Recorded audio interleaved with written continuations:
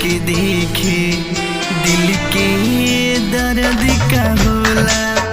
केहू प्यार करके देखे दिल के दर्द का होला।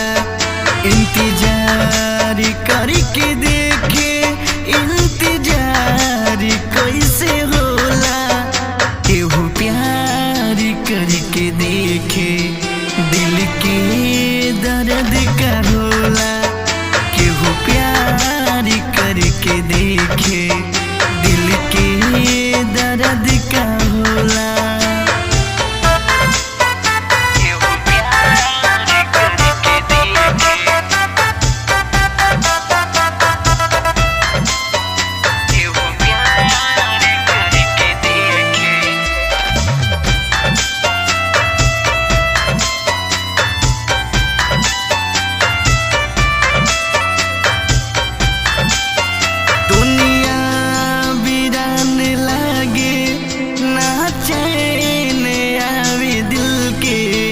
रोवेली रातों दिनवा एक बेवफा से मिलके।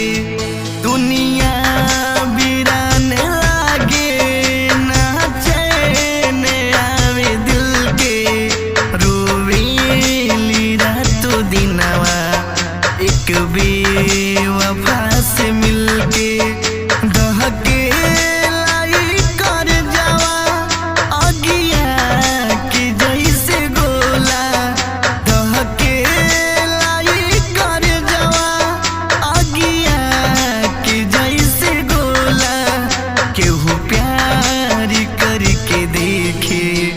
दिल के दर्द का होला। केहू प्यार करके देखे दिल के दर्द का होला।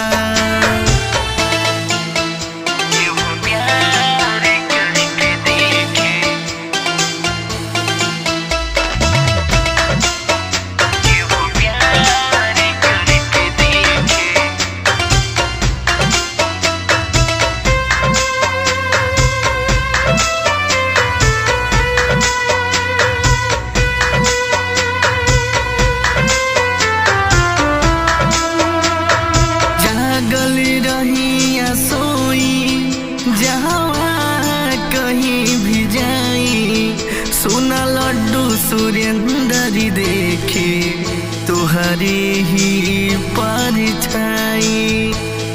जागल रही या सोई जहाँ कहीं भी जाई सोना लड्डू सुरेंद्र देखे तुहरे ही परछाई। घुट घुट के